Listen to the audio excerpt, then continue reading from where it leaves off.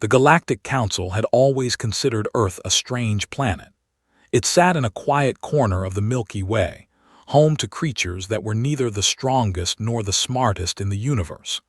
Humans had only joined the galactic community 50 years ago, and most alien species still looked at them with a mix of curiosity and mild concern. Ambassador Zexnar of the Valorian Empire stood before the council chambers, his tall blue body casting a long shadow across the polished floor. He had spent 3 centuries serving the Empire, and he had seen many species rise and fall. Humans, he thought, were nothing special. The Earth delegation requests permission to bring their companion animals to the emergency response training, said the council's secretary, a small gray being with 6 eyes. Zexnar made a sound of disgust. Companion animals, what purpose could they possibly serve? The human ambassador, a woman named Sarah Chen, stepped forward. She wore a simple uniform, and beside her stood a large, golden-furred creature with kind brown eyes. "This is Max," she said. "He is a search and rescue dog. His breed has been saving human lives for hundreds of years." Several council members laughed. The idea of bringing a simple animal to a professional emergency response exercise seemed absurd to them. The Valorians used advanced scanning technology. The Kreth employed psychic probes. The mechanical Synthari had sensors that could detect life signs through solid rock. "Ambassador Chen," said Zexnar, "we appreciate your enthusiasm, but this is a serious exercise. We are preparing for real emergencies. There is no place for primitive Earth creatures here." Sarah Chen did not argue. She simply nodded and took her seat, with Max settling quietly at her feet. The dog's nose twitched as it took in all the strange new smells of the alien council chamber. 2 weeks later, everything changed. The colony ship Bright Dawn was carrying 3,000 Valorian settlers when it crashed on the planet Terminus 7. The ship had struck a mountain range during an unexpected ion storm, and the massive vessel had broken apart across 50 kilometers of frozen wilderness. The distress signal reached the Galactic Council within hours. Emergency response teams from 12 different species were dispatched immediately. It was the largest rescue operation in recent galactic history. Zexnar was among the first to arrive. He stood at the makeshift command center, watching as teams spread out across the crash site. The temperature was 40 degrees below freezing. Snow fell heavily from a gray sky. Somewhere out there, survivors were trapped in wreckage, buried under snow, calling for help that might come too late. "How many have we found?" Zexnar asked. 217 confirmed survivors, reported his aide. "But our sensors are having difficulty. The ion storm left residual interference, and this snow contains mineral particles that block most scanning frequencies." Zexnar felt cold dread settle in his stomach. 3,000 souls had been on that ship. They had found only 200 in the first day. At this rate, most would freeze to death before rescuers could reach them. The Kreth psychic teams were struggling too. The trauma of the crash had created such emotional chaos that they could not isolate individual minds. The Synthari sensors kept giving false readings because of the mineral interference. Advanced technology, it seemed, had met its match in simple snow and stone. "Ambassador Zexnar," called a voice. He turned to see Ambassador Chen approaching. She was wrapped in heavy cold weather gear, and beside her walked not 1 but 12 Earth dogs of various sizes and colors. Some had thick fur. Others wore special protective vests. All of them seemed eager, their tails wagging despite the bitter cold. "What is this?" Zexnar demanded. "Help," said Sarah Chen simply. "May we join the search?" Zexnar wanted to refuse. Every instinct told him that these simple animals would only get in the way. But he had spent the last 6 hours watching his best technology fail. What did he have to lose? "Very well," he said, "but stay out of the way of the professional teams." Sarah Chen smiled and turned to her handlers.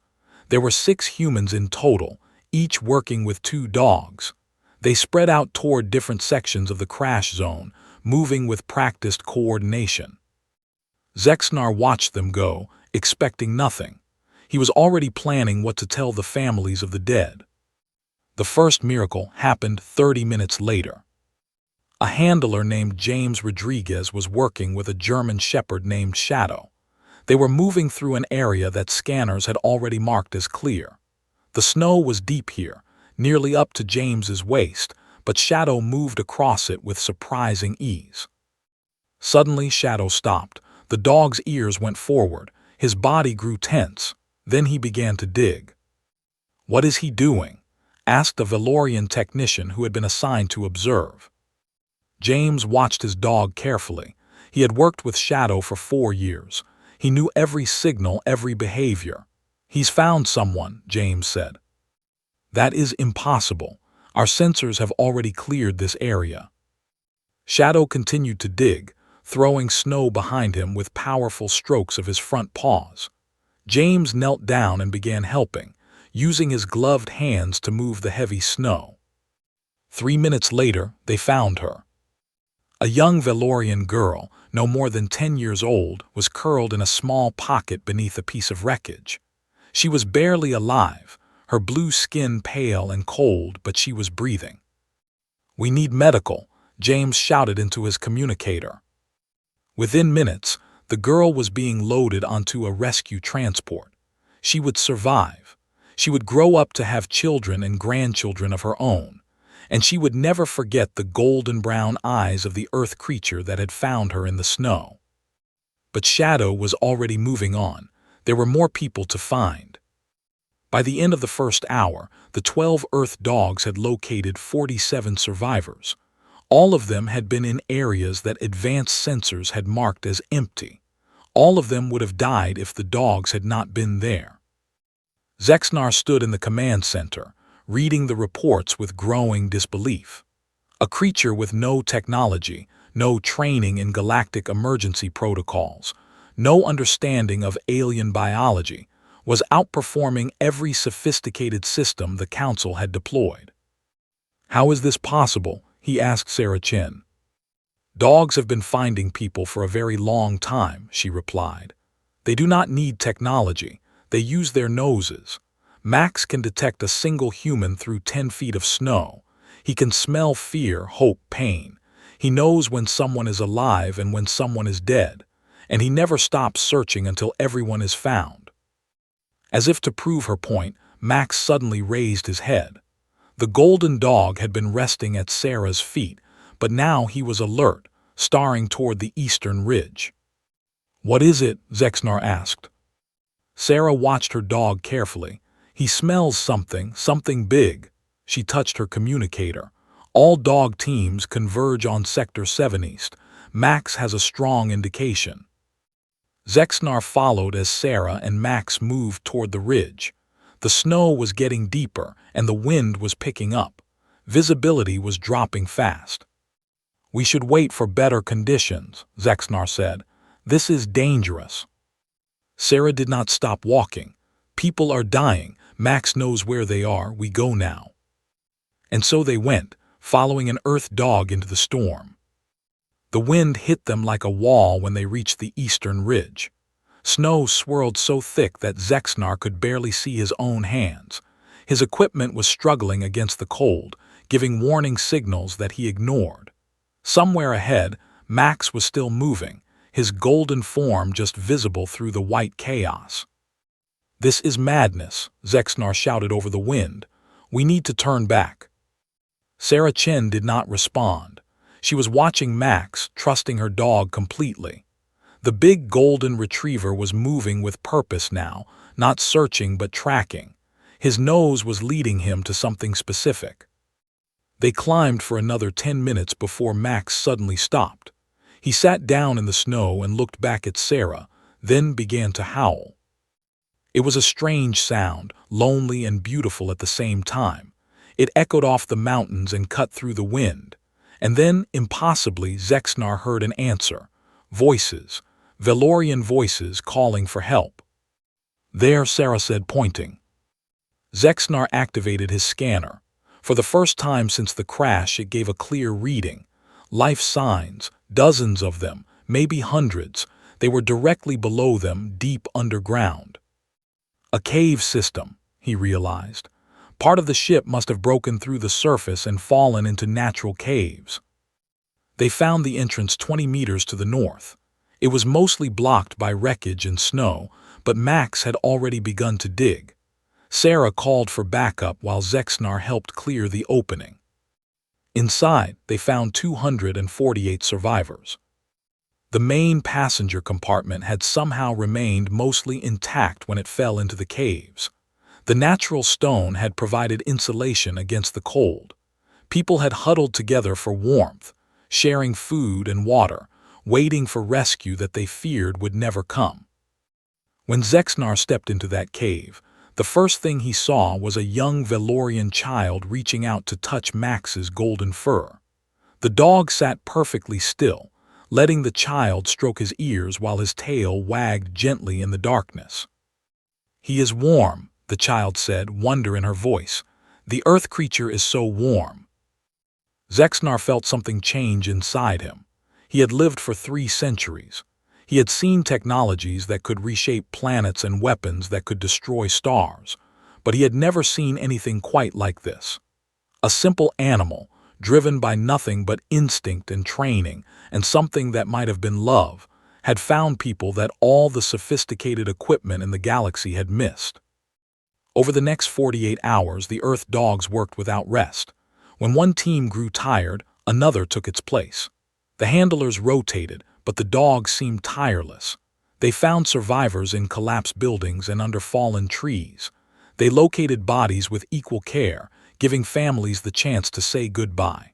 They worked in conditions that would have shut down most equipment, tracking scents through wind and snow and stone. By the time the rescue operation was declared complete, the Earth dogs had found 1,312 survivors. Nearly half of everyone who lived through the crash had been located by creatures with 4 legs, wet noses, and hearts full of determination. The Galactic Council held an emergency session 3 days after the rescue ended.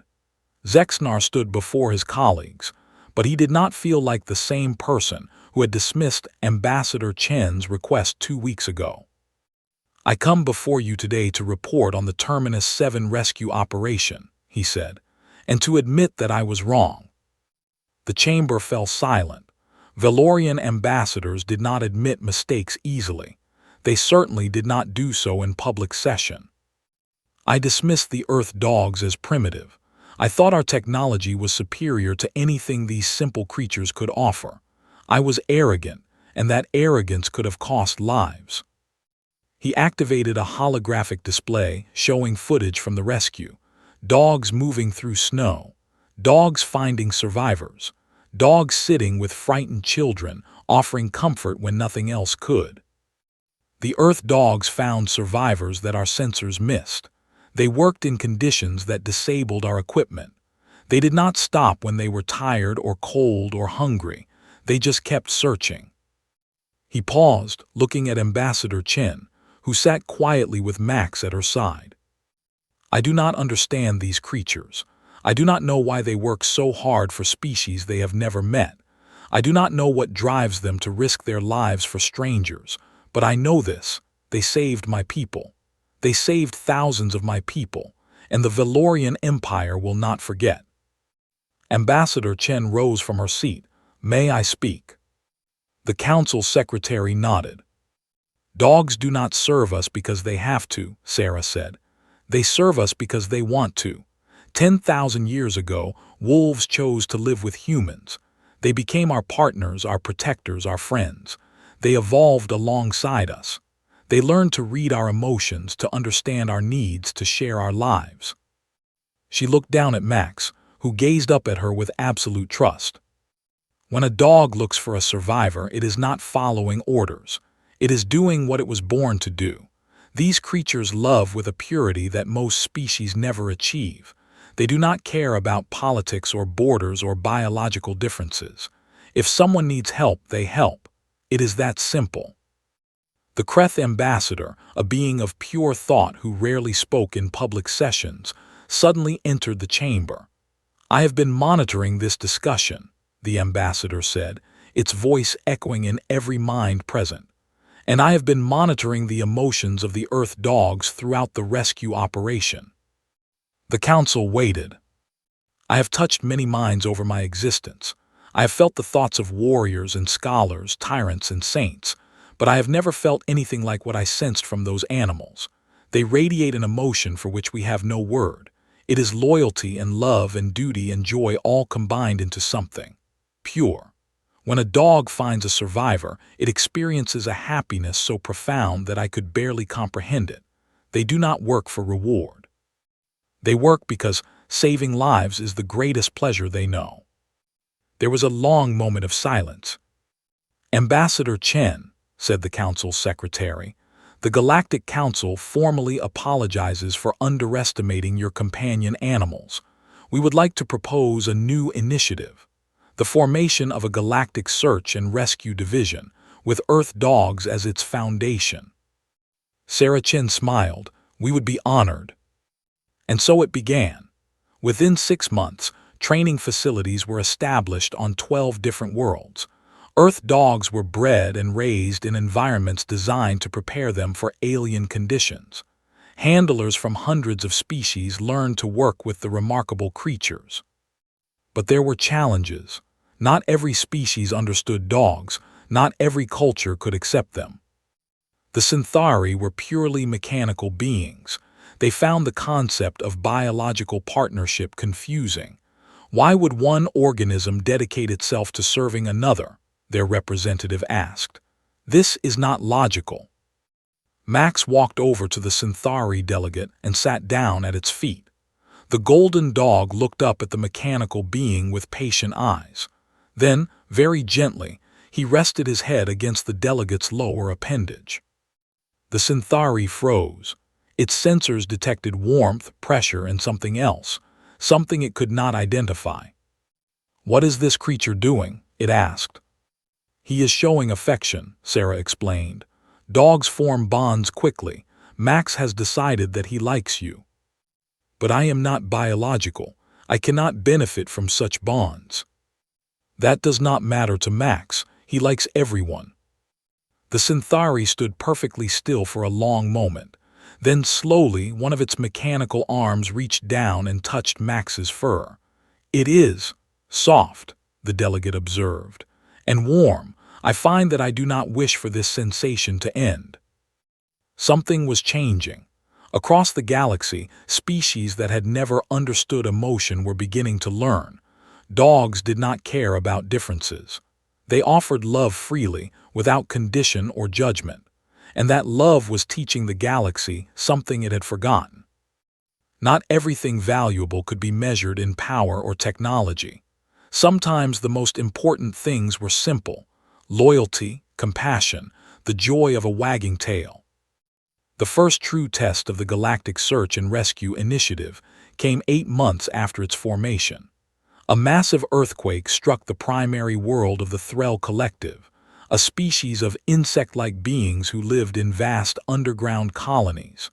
The quake had collapsed countless tunnels, trapping millions of Threll in the darkness below. Commander Yara of the Threll Emergency Response looked at the devastation with all 4 of her compound eyes. Her antennae twitched with distress. "We cannot locate our people. The tunnels are too damaged. Our communication systems have failed. We do not know how many are alive or where they are." Ambassador Chen arrived 6 hours later with the first wave of search and rescue teams. 50 dogs of various breeds accompanied their handlers, along with support personnel from a dozen different species. The Valorian ship that carried them had traveled at maximum speed to reach Threll Prime as quickly as possible. "Commander Yara," Sarah said, "we are here to help." The Threll commander looked at the strange 4-legged creatures with obvious confusion. The Threll had no equivalent to dogs. Their society was based on collective consciousness, where individuals sacrificed themselves for the good of the whole. The concept of cross-species partnership was foreign to them. "These animals will find our people," Yara asked doubtfully. "They will try." The search began immediately. Dogs and handlers spread out across the disaster zone, working in teams of two. The Threll tunnels were dangerous, with collapsed sections and unstable stone threatening to give way at any moment. But the dogs moved forward without fear. A border collie named Pepper was among the first to find survivors. Her handler, a young woman named Maria Santos, followed as Pepper led them deep into a partially collapsed tunnel. The dog moved carefully, stopping whenever she sensed danger, guiding her human partner through the safest path. Then Pepper began to bark. "She has found something," Maria reported over her communicator. They found 37 Threll trapped behind a wall of rubble. The insect beings were badly injured and running out of oxygen. Standard rescue equipment would take hours to reach them. They did not have hours. But Maria had an idea. "Pepper, dig," she commanded. The border collie began to work at a small gap in the rubble. She was not trying to create a passage large enough for a human. She was making an opening just big enough for a Threll. The insect beings were small. Their exoskeletons were flexible. One by one, they squeezed through the gap that Pepper had created. They emerged from the tunnel with their compound eyes wide with amazement. "The animal saved us," one of them said. "It dug for us, it risked itself for us." Maria hugged Pepper tightly. "That is what she does." Word of the rescue spread through the Threll collective like fire. Dogs had saved their people. Strange earth creatures, acting on instinct and training and something else entirely, had done what all their technology could not. Commander Yara found Sarah Chen at the command center the next morning. The Threll leader stood before the human ambassador with an expression that was difficult to read on her insect features. "I must understand," Yara said. "Why do these creatures serve you? What do you give them in return?" Sarah considered the question carefully. "We give them food and shelter and medical care, but that is not why they serve us." "Then why?" "Because they love us, and we love them." Yara's antennae moved in a pattern that Sarah could not interpret. "This concept is strange to the Threll. We do not have individual bonds. We are part of the collective." "Dogs were once wild animals," Sarah explained. "Wolves living in packs hunting to survive. But thousands of years ago, some wolves began to live near humans. They found that by working together, both species benefited. Over time, they became dogs. They changed physically and mentally to better fit with human society. And we changed too. We became better people because of them." "They chose this." "Yes, they chose us, and we chose them. That is what partnership means." Over the following days, Yara spent much of her time observing the search and rescue teams.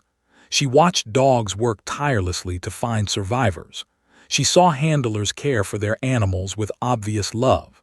She witnessed reunions that should have been impossible. On the fourth day of the operation, Yara approached a golden retriever named Sunny who was resting between searches. The dog looked up at the insect being with friendly eyes. Slowly, Yara extended one of her manipulator limbs. Sunny sniffed it curiously, then gave it a gentle lick. The sensation was unlike anything Yara had ever experienced. It was warm and wet and strangely pleasant. Something stirred in her mind, something new. "I think I understand," she said quietly. "This is connection. This is what you call love." Sunny wagged her tail. The search and rescue operation on Threll Prime lasted 3 weeks. In that time, dogs found over 200,000 survivors. The Threll Collective was saved from disaster, and their culture was changed forever. 3 months later, the first Threll dog handlers began training. It was not easy. The insect beings had never worked with individual animals before. Their society was based on collective action, not personal bonds, but they learned. A young Threll named Kira was among the first to successfully bond with a search and rescue dog. Her partner was a beagle named Scout, a small dog with big ears and an even bigger heart. "I do not understand why Scout follows me," Kira told her human instructors. "I have done nothing to earn her loyalty." "You do not need to earn it," the instructor replied. "Dogs give loyalty freely. All you need to do is accept it." Kira looked at Scout, who was gazing up at her with trusting eyes. Slowly, the thrall extended her manipulator limb. Scout pressed against it, seeking contact. Something changed in Kira at that moment. She felt the warmth of the small animal, the steady beat of its heart, the absolute trust in its eyes. For the first time in her life, she was not just part of the collective. She was an individual, connected to another individual in a way that had nothing to do with duty or survival. "I think I love her," Kira said, surprised by her own words. "That is how it begins," the instructor said with a smile. 10 years after the Terminus 7 rescue, the galaxy had been transformed. Search and rescue dogs worked on hundreds of worlds. They had saved millions of lives, but more importantly, they had changed how species thought about each other. The Valorians, once proud and isolated, had become some of the strongest advocates for cross-species cooperation. Ambassador Zexnar, now retired from diplomatic service, spent his final years writing about the lessons he had learned from Earth dogs. His books were translated into thousands of languages and read across the galaxy. The Synthari, purely mechanical beings who had never understood biological life, had begun to develop a new appreciation for organic species. They created specialized environments where dogs could live in comfort, and they found joy in the companionship of creatures so different from themselves. The Thrall Collective had experienced perhaps the most profound change. Individual bonds, once foreign to their culture, were now celebrated. Thrall dog handlers formed communities of their own, united by their love for their animal partners. The collective was stronger than ever, enriched by the new connections between individuals. But it was the Kreth who expressed what everyone was feeling. "We have traveled the stars for millennia," said the Kreth representative at a special council session. "We have encountered thousands of species and witnessed countless wonders, but nothing has touched our consciousness like these Earth dogs. They have shown us something we had forgotten: the power of unconditional love." Sarah Chen, now elderly but still working with dogs, stood before the council one final time. At her side was not Max, who had passed away years ago, but Max's granddaughter, a beautiful golden retriever named Hope. "When I first came to this council, many of you dismissed Earth dogs as primitive. You could not understand why we valued them so highly. I hope that has changed." She paused, looking around the chamber at representatives from hundreds of species. "Dogs taught humanity to be better. They gave us unconditional love when we did not deserve it. They protected us, comforted us, and stood by us through our darkest hours. And now they have done the same for the galaxy."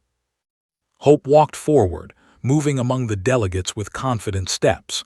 She paused here and there, offering gentle touches and friendly licks. Everywhere she went, faces softened. Even species that had no concept of affection found themselves moved by the simple presence of the Earth dog. "This is our gift to you," Sarah continued. "Not technology or weapons or knowledge, something better, something more lasting.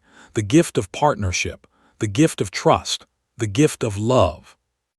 The council chamber erupted in applause, not just from the humans but from every species present. The Valorians stood. The Thrall clicked their mandibles in appreciation. The Synthari activated their celebration protocols. Even the Kreth, beings of pure thought, radiated waves of gratitude and joy.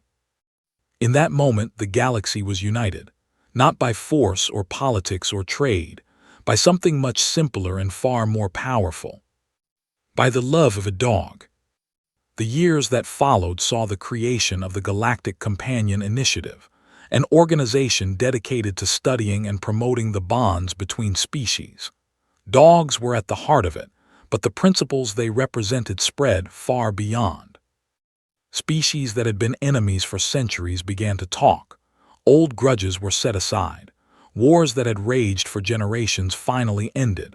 It was not that dogs directly solved these conflicts. Rather, they showed what was possible. If a simple earth animal could love unconditionally, could trust completely, could give without expecting anything in return, then perhaps other species could learn to do the same. A Valorian scientist named Dr. Vex spent 20 years studying the bonds between dogs and their handlers. His findings were remarkable. Dogs do not see species, he wrote. They do not see biology or politics or history. They see individuals, they see hearts, and they respond to what they find there. If there is kindness, they offer loyalty. If there is fear, they offer comfort. If there is love, they give love in return. This is not intelligence as we normally define it. This is something else, something we are only beginning to understand. The Kreth called it emotional wisdom, the ability to perceive and respond to feelings in a way that transcended language or culture. Dogs had evolved this ability over thousands of years of partnership with humans. Now they were sharing it with the galaxy. Not everyone welcomed the changes. Some species resisted, clinging to old ways of thinking. They saw the rise of emotional bonds as weakness. They preferred power and domination to cooperation and love. But they were increasingly alone. The galaxy had discovered something better, and once a species experienced the simple joy of a dog's companionship, there was no going back. On the 20th anniversary of the Terminus 7 rescue, a memorial was dedicated on the planet where it all began. It showed a golden retriever standing in the snow, nose pointed forward, searching for those in need. At its base were carved the names of every dog who had participated in the rescue, along with the survivors they had found. Thousands attended the dedication ceremony. Valorians and humans, Threll and Synthari, Kreth, and dozens of other species. They came to honor the animals who had changed everything. Old Ambassador Zexnar, now over 350 years old, was among them. He moved slowly, supported by an assistant, but his eyes were clear. "I was there," he told a group of young Valorian students. "I saw Max lead us through the storm. I saw the dogs find our people when nothing else could. I doubted them at first. I was wrong." He paused, looking at the memorial. "The humans have a saying, 'A dog is man's best friend.' I did not understand what that meant until Terminus 7. Now I know. A dog is more than a friend. A dog is a teacher, a companion, a guide to becoming better than we are." The students listened in respectful silence. They had grown up in a galaxy transformed by Earth dogs. They could not imagine a time when species did not work together, when individual bonds were not celebrated, when love was not recognized as the most powerful force in the universe. That night, as stars shone down on the memorial, a sound echoed across the frozen landscape. It was a howl, pure and beautiful, rising into the darkness. More voices joined it, dogs from across the planet singing together. They were calling out to those who were lost. They were offering comfort to those who were found. They were doing what they had always done, what they would always do. They were loving, without condition or limit. And the galaxy listened. 50 years after the Terminus 7 rescue, Ambassador Sarah Chen passed away peacefully at her home on Earth. She was surrounded by family, friends, and of course, dogs. Hope's descendants sat at her bedside, just as Hope had sat with her, just as Max had sat with her so many years ago. In her final moments, Sarah smiled. She had seen so much change in her lifetime. A galaxy divided by fear and distrust had learned to come together. Species that had never understood each other now worked as partners. And it had all started with a simple truth: dogs love unconditionally, and that love has the power to change everything. The galaxy mourned her passing. Memorial services were held on thousands of worlds. Valorians and Threll, Synthari and Kreth all honored the woman who had helped introduce Earth dogs to the galaxy. but the greatest tribute came from the dogs themselves. On the day of Sarah's funeral, every search and rescue dog in the Galactic Initiative paused in their work. At exactly the same moment, they raised their heads and howled. The sound echoed across space, transmitted by the communication networks that connected all civilized worlds. For 3 minutes, the galaxy listened to the dogs sing. It was a song of grief and gratitude, of love and loss, of eternal loyalty. It was the same song that dogs had sung for their human partners for 10,000 years. Now they sang it for the galaxy. When the howling ended, there was silence. Then, slowly, other sounds began. Valorians humming their morning tones, Threll clicking in remembrance, Synthari playing recorded tributes, Kreth sharing memories of the ambassador who had changed everything. The galaxy was united in sorrow and in love. Sarah Chen was buried on Earth in a small cemetery near where she had grown up. Her gravestone was simple as she had wanted. It read, "She loved dogs and dogs loved her." But there was another memorial, one that Sarah would never have asked for but certainly deserved. In the heart of the Galactic Council building, a new wing was dedicated in her name. The Sarah Chen Center for Cross-Species Understanding housed the largest library of research on interspecies bonds in the galaxy. At its entrance stood a statue of Sarah and Max, frozen in bronze for eternity. Max was sitting at her feet, looking up at her with absolute trust. Sarah was smiling, her hand resting gently on his golden head. Below the statue, a simple plaque read, "They taught us that love knows no boundaries." The galaxy continued to change. New species were discovered and welcomed into the galactic community. Old conflicts were resolved through cooperation rather than war. Everywhere, dogs and their handlers worked to build bridges between worlds. 100 years after Terminus 7, the galaxy was almost unrecognizable. The fear and isolation that had once defined interspecies relations had given way to connection and trust. Species that had been enemies for millennia now worked together as partners.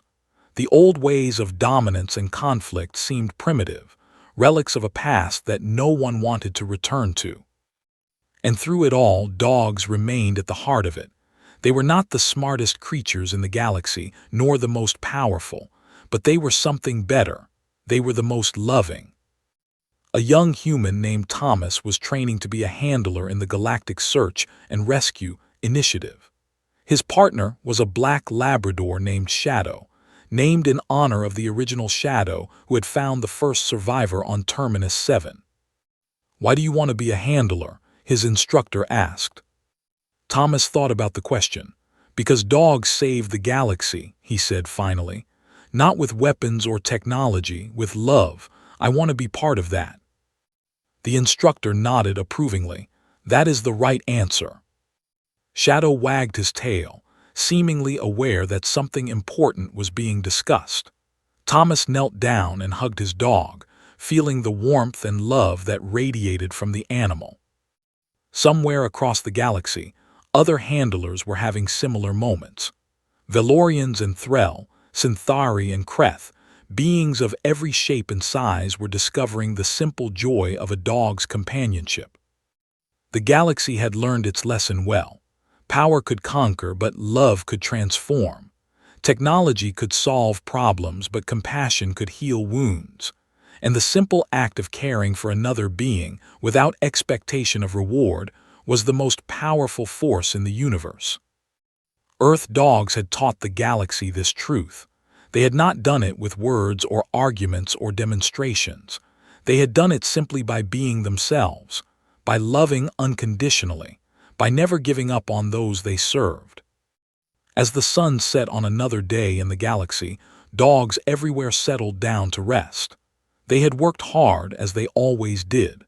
They had found survivors and offered comfort. They had bridged gaps between species and reminded everyone what truly mattered. Tomorrow they would do it again, and the day after that, and every day for as long as they lived. Because that was what dogs did. That was what dogs had always done. They loved without condition, without limit, without end. And in loving so completely, they had changed everything. The galaxy would never be the same, and it had a simple Earth animal to thank. When the last star went dark and the universe finally grew cold, the story of the Earth dogs would still be told. How simple creatures had taught vast civilizations the meaning of love. How wagging tails and wet noses had done what armies and technologies could not. How the galaxy had changed its opinion forever. Not because dogs were powerful, but because they were good. And sometimes, goodness is enough to change the universe.